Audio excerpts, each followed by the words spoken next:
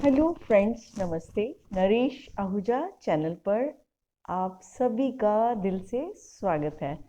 तो फ्रेंड्स, साल आते हैं, साथ चले जाते हैं और हर साल हम नई उमंग के साथ मनाने की कोशिश करते हैं और कई रेजोल्यूशंस लेते हैं कि इस साल मैं ये करूँगा, मैं वो करूँगा। लेकिन साल के बीतते बीतते हम क्या पाते हैं कि जैसे हमने सोचा था वैसा हम नहीं कर पाए। तो फ्रेंड्स, ऐसे क्यों होता है? कहने को तो हम आसमान को छू सकते हैं, हमारे इतने सपने हैं, हम अपने सपनों को साकार कर सकते हैं, बट ऐसा क्या होता है कि हम स्टक क्यों हो जाते हैं, अपने सपनों को साकार क्यों नहीं कर पाते?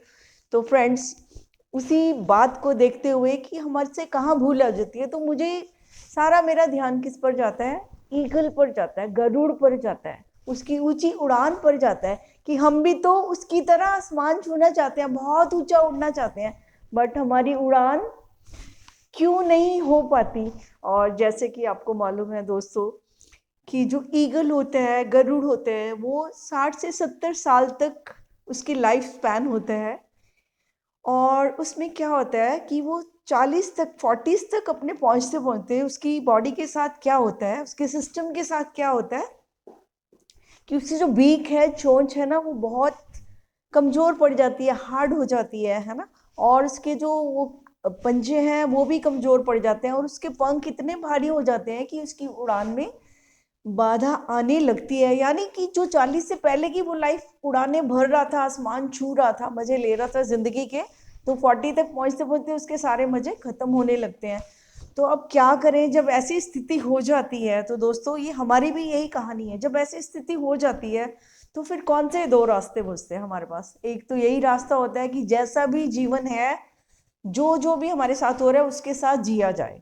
अक्सर लोग वैसा भी कर लेते हैं कि ठीक है, लेकिन अगर किसी ने उस चीज को स्वीकार नहीं करना है, अगर कोई जीना चाहता है, आगे बढ़ना चाहता है, तो उसके लिए भी ईगल हमें मैसेज दे रहा है। वो क्या कहता है, वो क्या करता है फिर? वो 40 के बाद किसी ऊंची चट्टान पर जाता है और क्या करता है, अपनी बीक को उसके साथ ठोकर मारता रहता है, मारता रहता है, नहीं, उसको घिसता रहता है, घिसता रहता है। इतनी ज़्यादा पेनफुल प्रोसेस में वो जाता है, जिसे उसका रिन्यूअल प्रोसेस कह सकते हैं।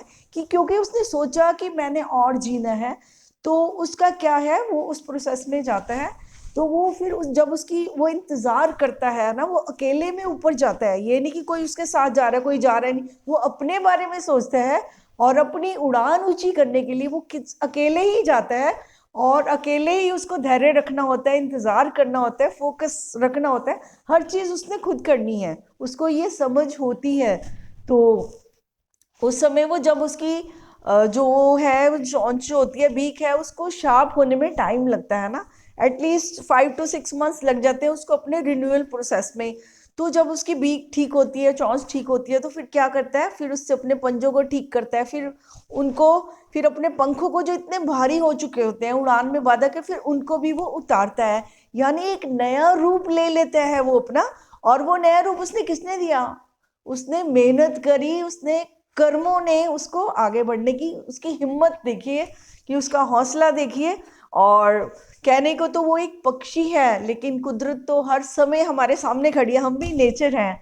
तो हमारे अंदर भी वो सब है जो उसके अंदर है। हाँ, हम तो बुद्धिजीवी हैं बल्कि, है ना। वो तो, उसको हम नेचर का उसको गिफ्ट मिला हुआ है, उसका तो चलो ऑटोमेटिकली सिस्टम है कि वो ऐसा कर रहा है। बट वही सेम सिस्टम हमारे पास भी है, वही हम भी कर सकते हैं। हमारी भी जो शक्ति है वो सोई नहीं है, वो हमारे अंदर है। तो हम ये नहीं कह सकते कि हम कुछ नहीं कर सकते हैं, हम बहुत कुछ कर सकते हैं और हम भी आसमान को छू सकते हैं, कोई शक नहीं है इसमें। लेकिन शर्त ये है कि अपना पुरानी आदतों को, जो हमें स्टक करनी है, जो हमें रोक रही है, जो हमें आगे नहीं बढ़ने दे रही है, ऐसे लगता है कि हम यहाँ रुक गए हैं, अब आगे तो कुछ टाइम नहीं, हमारी लाइफ खत्म हो गई है। तो ऐसे मोड़ पर आकर हमें गरुड़ जैसा व्यवहार करना होगा। हमें अपनी पुरानी आदतों को बदलने के लिए नई आदतों के पेनफुल प्रोसेस में, रिन्यूअल प्रोसेस में जाना होगा। हमें लगता है बहुत मुश्किल लगता है, कौन बदले अब अपनी आदतों को, अब ठीक है ना, अब जैसे हैं वैसे ही ठीक है। तो ऐसे लोग कभी भी आगे नहीं बढ़ पाते, वो जितना है फिर वहीं पर ही रह जाते हैं। लेकिन अगर कोई सोच लेगा जिस दिन तो उस दिन क्या करेगा, वो रिन्यूअल प्रोसेस में जाएगा, वो अपना पुनर्जन्म, कहते हैं पुनर्जन्म क्या है, मेरे हिसाब से तो इस जन्म में ही आप अपना पुनर्जन्म कर सकते हो। वो कैसे, कि अपनी सोई हुई शक्तियों को जगा सकते हो। तो गरुड़ की तरह फोकस रख सकते हो, इरादे पक्के रख सकते हो, कमिटमेंट रख सकते हो टुवर्ड्स योर सेल्फ कि मैं इस नए साल में क्या करूँगा। तो कुछ नया करने का नाम ही नया साल होगा। और ओल्ड पैटर्न्स पर, पुरानी आदतों पर अगर हम सोचें कि कुछ नया हो जाएगा और बिना करे कुछ हो जाएगा, खाली सपनों से कुछ नहीं होता। सपनों को साकार करने के लिए कर्मों की भी जरूरत होती है हमें, और जो कर्म करेगा, सपने भी लोग बहुत मुबारक है, सपने लेंगे नहीं तो पूरे कैसे करेंगे, लेकिन उसे पूरा करने के लिए हमें गरुड़ की तरह अपने को समय देना पड़ेगा, अपने आप को ट्रांसफॉर्म करने के लिए समय देना पड़ेगा। वो चाहे फिर कोई कर रहा हो या ना कर रहा हो, इससे कोई फर्क नहीं पड़ता, लेकिन हमें खुद देखना होगा कि हमने कितनी ऊंची उड़ान भरनी है, और उसी के हिसाब से हमें अपने कर्मों को उतना ही आगे बढ़ाना होगा। तो दोस्तों, नए साल में रिकॉर्ड बीट कर दीजिए, आप सब कुछ कर सकते हैं, आप किसी से कम नहीं है, और इंसान तो सबसे ऊपर है, सबसे ज़्यादा बुद्धिमान व्यक्ति है, वो जब चाहे अपनी आदतों को बदल सकता है। और दोस्तों, आपको पता है ना, पुरानी जो ओल्ड पैटर्न्स है, पुरानी जो नींवें होती है ना, उस पर नए नए जो फाउंडेशन पुरानी हो जाए तो उस पर नए नक्शे नहीं बनाए जाते। तो आप इस नए साल में कुछ नया अपनी लाइफ का नक्शा बनाएं, कोई नया प्लान बनाएं, इतना सुंदर खूबसूरत बनाएं। फिर उस पर, प्लान पर क्या होता है, जब प्लान बन जाता है तो चलना बहुत आसान हो जाता है। तो सबसे पहले क्लैरिटी रखें, प्लान बनाएं कि हमें करना क्या है, और फिर करने को मुश्किल मत समझें, उसके लिए टाइम तो लगेगा, है ना, कर्म तो करने पड़ेंगे। तो आप गरुड़ की तरह फिर अपने साथ जुड़ जाइए, और अपने आप को अपग्रेड करने के लिए, अपनी लाइफ स्पैन को बढ़ाने के लिए, अपनी खुशी को बढ़ाने के लिए, आसमान में उड़ने के लिए तो पंख लगा के उड़ सकते हैं आप। आपके पंख तो बहुत जल्दी लग जाएंगे, है ना, बट वही है कि आपको रिन्यूअल प्रोसेस में जरूर जाना पड़ेगा।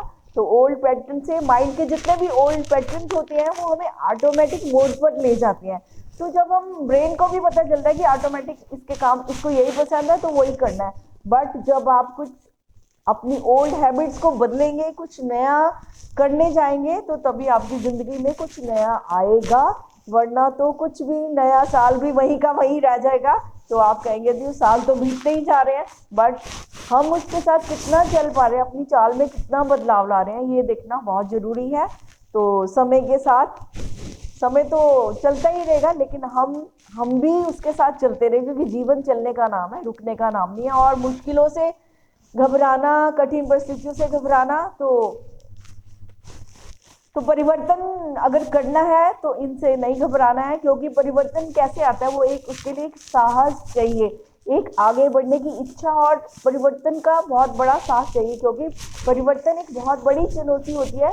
चाहे तो हम उसके आगे हार मान लें, चाहे तो हम उसको पार कर जाएं, उसको ट्रांसेंड कर दें और अपनी लाइफ को ट्रांसफॉर्म कर दें। तो दोस्तों, मैं उम्मीद करती हूँ इस नए साल में आप नई उमंग के साथ, नए उत्साह के साथ अपने सारे प्लान्स, खूबसूरत प्लान बनाएंगे, और उन प्लान पर चलने की पूरी कोशिश तो क्या, संकल्प लेंगे कि मैं ये अपना सपना पूरा करके रहूँगा। और फ्रेंड्स, बिलीव मी, अगर आप ये मानते हैं, आपकी ऐसी फीलिंग्स है कि मैं कर सकता हूँ, तो आप कर सकते हैं। रिमेंबर दिस, आप करने के, आप में पूरी क्षमता है, आप सक्षम है, यू आर एनफ।